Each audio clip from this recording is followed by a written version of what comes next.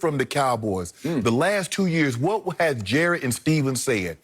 This team stacks up favorably to my Super Bowl winning teams of the 90s. A team that had how many Hall of Famers? You had 3 on offense, you had 2, you had Charles Haley, and you had time on defense. So you had 5, well, you had, well, 4 on offense. Larry Allen was also. By the way, Darren Woodson. Yeah, Darren Woodson's right. Yeah, he finished in the top 15. So you have potentially 7 Hall of Famers every year. They said this last year. You had all this talent, and then you didn't make the playoffs. So how talented actually are you? Because every year I hear this from the Cowboys. Ooh, we loaded. Oh, man. Skip, I had a homeboy. He do this every time I see it. Sharpe, man, I got a dime piece. Ooh, whoa. Man, she's smoking. And I come back to him about 6 months later. Hey, man, what happened to that girl? Man, we ain't make it. So what good are you telling me all this? You got a dime piece. That happens. Exactly. And how many times do you hear teams say, boy, this is the most talented team I've been around. Ooh, we loaded. We got this, we got that.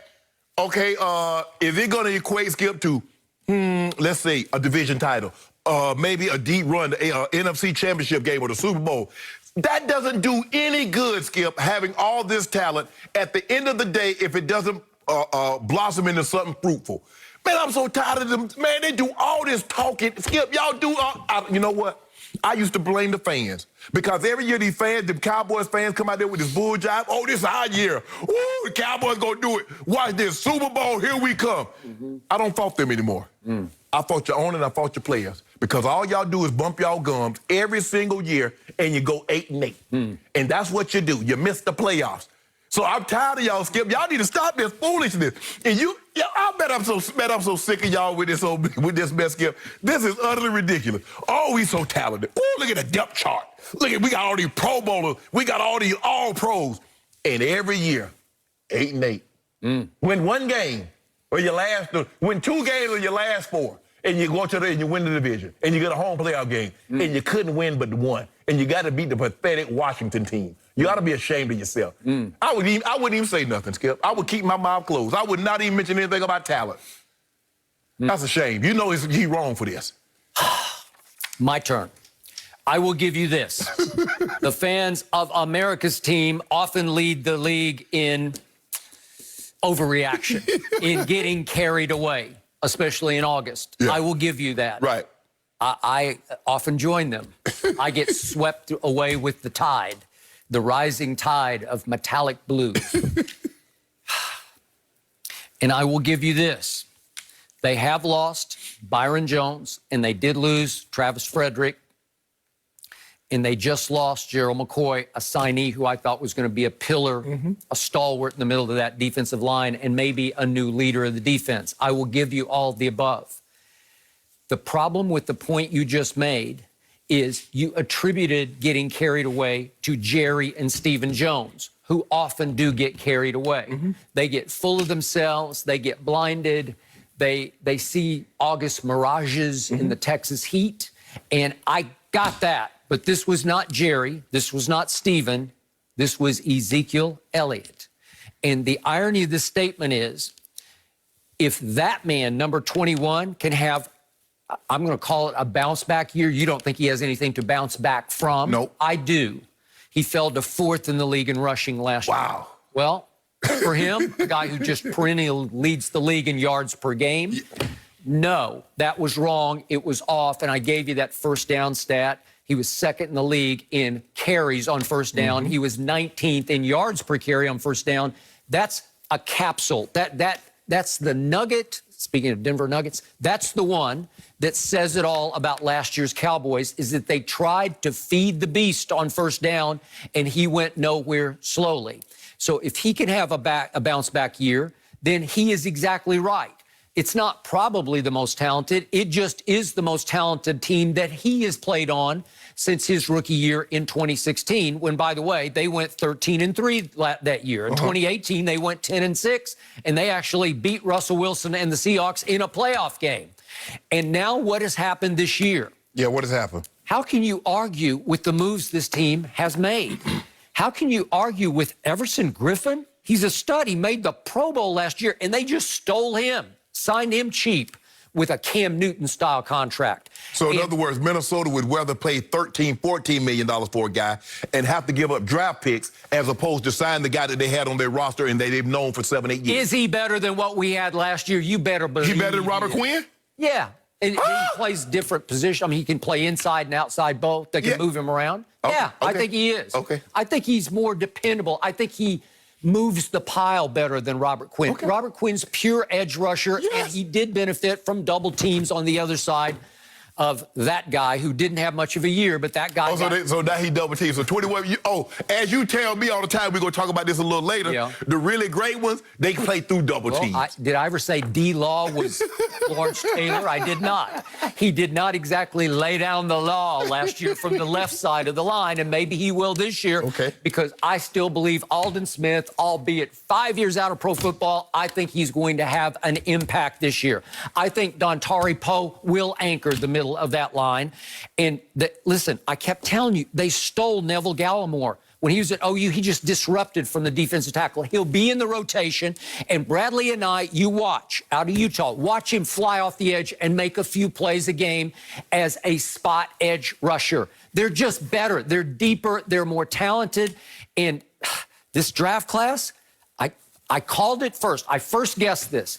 They got CeeDee Lamb on top of Amari, on top of Michael Gallup, and all the raves out of camp. CeeDee Lamb is already emerging as the best of the three, and I predicted it. I told you he's going to be better than Amari or Gallup. I think you'll see it sooner than later. Within the first 6, 8 games, you're going to see CeeDee Lamb take over this team. You won't. Okay? Well, they're just better. All of a sudden, it lifts everything. Skip. Rising tide lifts all boats. All the boats are going to be lifted off because of CeeDee Lamb. Can I ask you a question? Yeah. In the last decade, how many evaluators, how many opposing coaches have ever said the Cowboys aren't talented?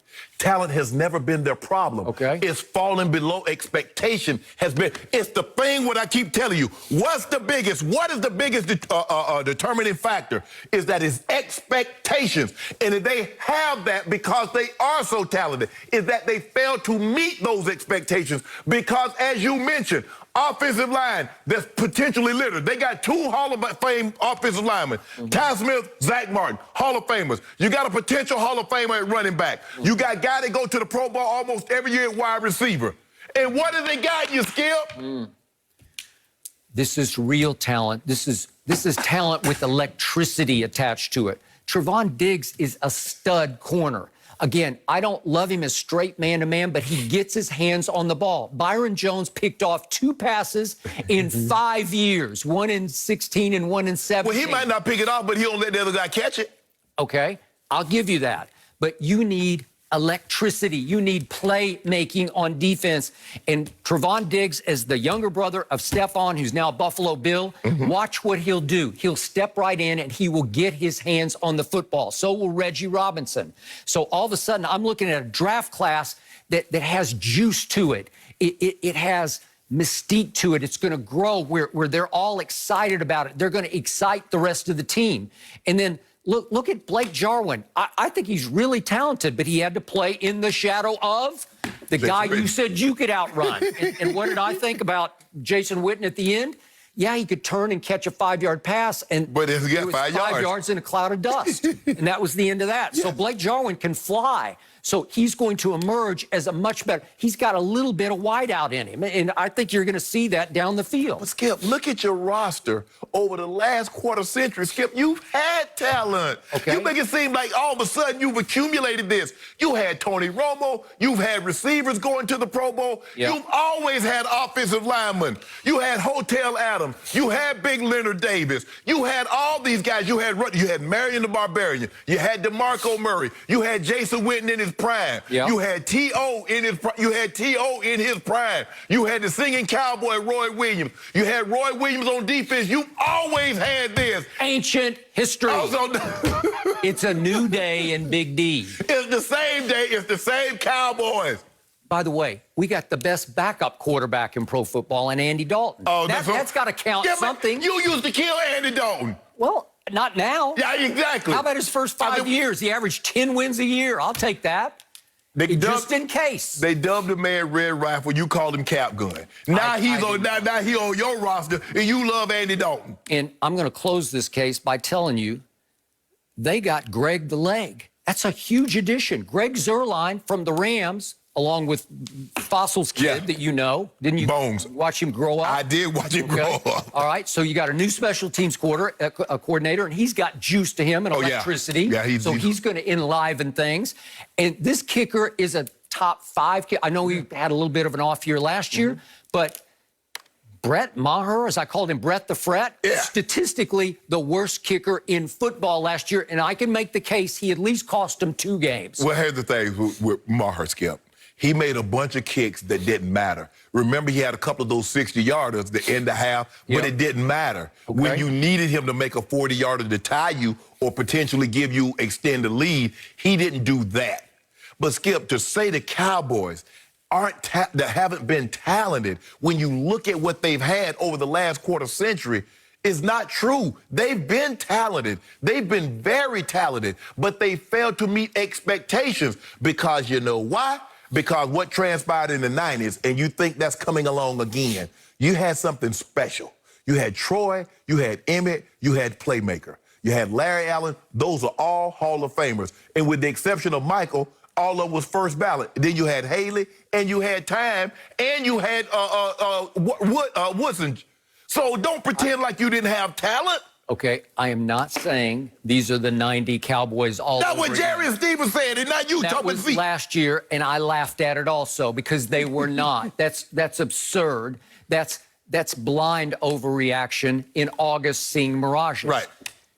This team is clearly more talented than last year's team, and it's more talented than 2016 or 2018. I just detailed it for you. But, Skip, here's the thing. You had a young Ty Smith that had no back problems. You had a young Zach Martin with no knee problems.